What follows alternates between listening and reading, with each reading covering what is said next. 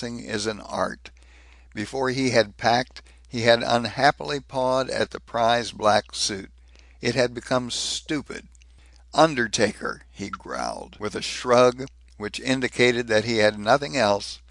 He had exchanged his overalls for a tan flannel shirt, black bow tie, thick pigskin shoes, and the suit he had worn the evening before, his best suit of 2 years ago, baggy blue serge coat and trousers.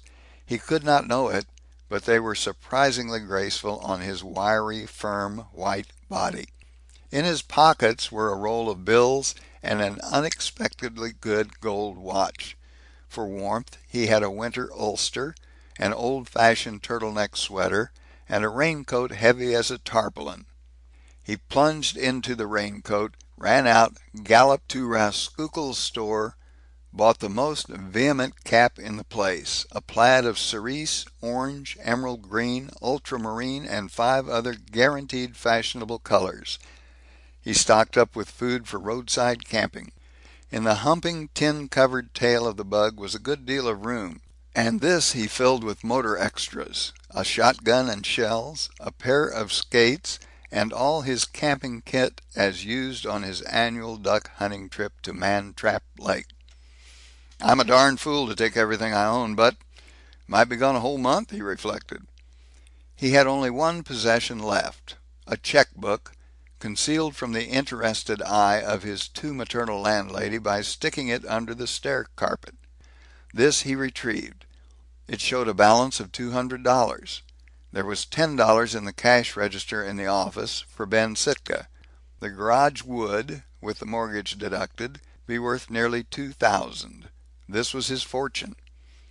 He bolted into the kitchen, and all in one shout he informed his landlady, "Called out of town. Little trip. Believe I don't owe you anything, but here's $6, 2 weeks' notice. Dunno just when I'll be back." Before she could issue a questionnaire, he was out the door in the bug. He ran through town. At his friend McColway, now loose-lipped and wobbly, sitting in the rain on a pile of ties behind the railroad station, he yelled, "So long, Mac. Take care of yourself, old hoss. Off on a little trip." He stopped in front of the profs, tooted till the heads of the Joneses appeared in the window, waved and shouted, "Goodbye, folks. Going out of town." Then, while freedom and the distant Pacific seemed to rush at him over the hood, he whirled out of town. It was 2 minutes to 1, 47 minutes since Claire Boltwood had entered Schoenstrom. He stopped only once. His friend, Lady Vere de Vere, was at the edge of town on a scientific exploring trip in the matter of ethnology and field mice. She hailed him. "Meow, meow."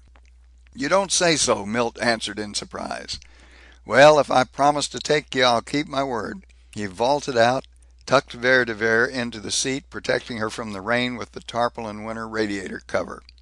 His rut-skipping car overtook the mud-walloping Gomez Dep in an hour, and pulled it out of the mud. Before Milt slept that night, in his camp 3 miles from Gopher Prairie, he went through religious rites. "Girl like her, she's darn particular about her looks. I'm a sloppy hound. Used to be snappier about my clothes when I was in high school. Getting lazy. Too much like Mac. Think of me sleeping in my clothes last night." "Meow," rebuked the cat. "You're dead right. Fierce is the word. Never will sleep in my duds again, puss. That is, when I have a regular human bed. Course camping different. But still, let's see all the funny things we can do to us."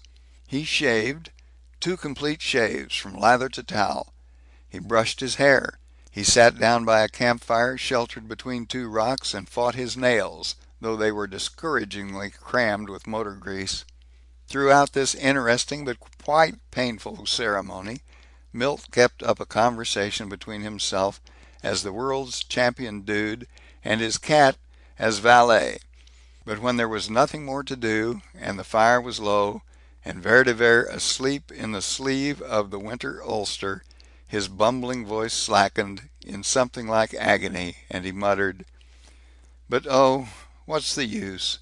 I can't ever be anything but a dub, cleaning my nails to make a hit with a girl that's got hands like hers, It's a long trail to Seattle, but it's a darn sight longer one to being, well, sophisticated. Oh, and incidentally, what the deuce am I going to do in Seattle if I do get there? End of chapter 5.